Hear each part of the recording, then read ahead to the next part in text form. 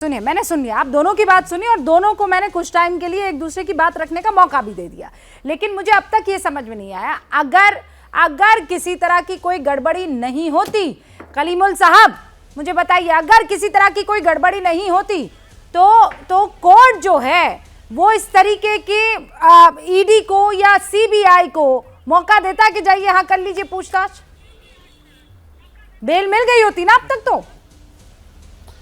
नहीं, देखिए दिल्ली में जो शराब घोटाला हुआ इसको तो पूरा देश जानता है, और एक के साथ एक शराब की बोतल फ्री मिली थी, और किस तरह से हर स्कूल और मंदिर मस्जिद के सामने शराब के ठिकाने खुले थे, ये भी सबको पता है। हमने इसका बहुत अपोज किया था, और जाहिर बात है अब जो पाप की जननी को आप प्रमोट करोगे तो आपका आखिर यही होना था। लेकिन उससे भी ज्यादा सवाल ये है कि जो भारत सरकार जिसके लिए पूरे देश में क्या पूरी दुनिया में बदनाम हो गई है कि उसे अपने अपराधी जो उसकी पार्टी में है वो नजर नहीं आते, विपक्ष के सब नजर आते हैं, ये उससे भी बड़ा प्रश्न चिन्ह है।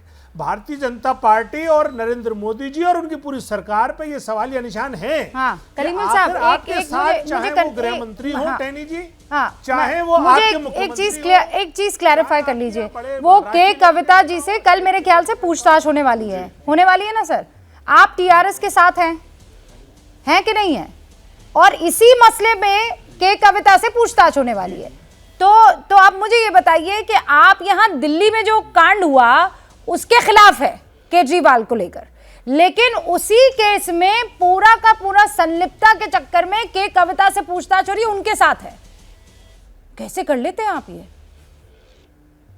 नहीं, आप सुनिए, सुनिए आप बात, जो चीज जैसी है वैसी समझिए मैडम। हाँ, बात यह है कि जो दिल्ली में हुआ वो पूरे दिल्ली वालों ने झेला, यहां तक कि शराब पीने की उम्र भी घटा दी गई इस लालच में। अब आ जाइए कि और जो विपक्ष के नेता हैं, जो ये भारतीय जनता पार्टी का एक करैक्टर बन गया है कि ये जहां जहां नहीं हरा पा रही है लोगों को, उनको जबरदस्ती फांस कर और ईडी और सीबीआई का यही तो मैं समझना चाह रही हूँ कलीमुल साहब, उनको फंसा रही है, उनको हरा रही है। दिल्ली में तो गड़बड़ी की, लेकिन आपकी साथी पार्टी टीआरएस की एक बड़े चेहरे के कविता, जिनका इसमें संलिप्तता का आरोप है, उसी स्कैम में शराब वाले ही स्कैम में, शराब नीति वाले ही स्कैम में, उसमें आप उनका साथ दे रहे हैं और कह रहे हैं कि ये फंसा रही है बीजेपी।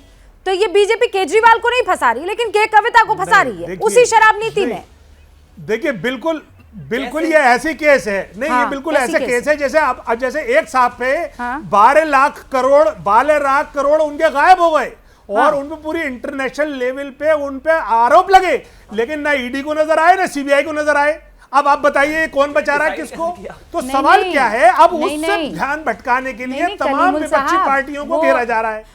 मैं बार-बार आप लोगों से ये पूछ रही हूं, मैं कांग्रेस से भी ये सवाल पूछ रही हूं कलीमुल साहब, और आपसे भी, कि आपके पास वो कौन सी डिटेक्टिंग मशीन है, हमें बताइए ना, जिससे आपको एक ही केस में ये पता लग जाता है कि ये साहब तो चोर है, पर इसके साथ जो चोरी कर रहा था वो चोर नहीं है। उसी मामले में उसी घर में डाका पड़ा, ठीक है, नहीं, वो उसी घर में डाका पड़ा, ये सब लोग गए, हमें पर इन सब के ऊपर आरोप है कि तुम लोगों ने चोरी की, तुमने डाका डाला। अब आप कह रहे हैं कि नहीं, क्या मजबूरी है मेरी, बताइए।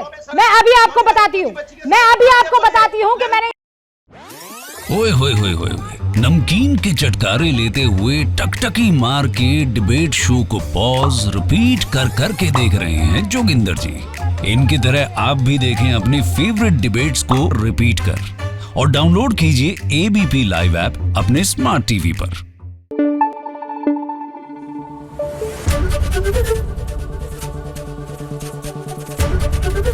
एबीपी न्यूज आपको रखे आगे।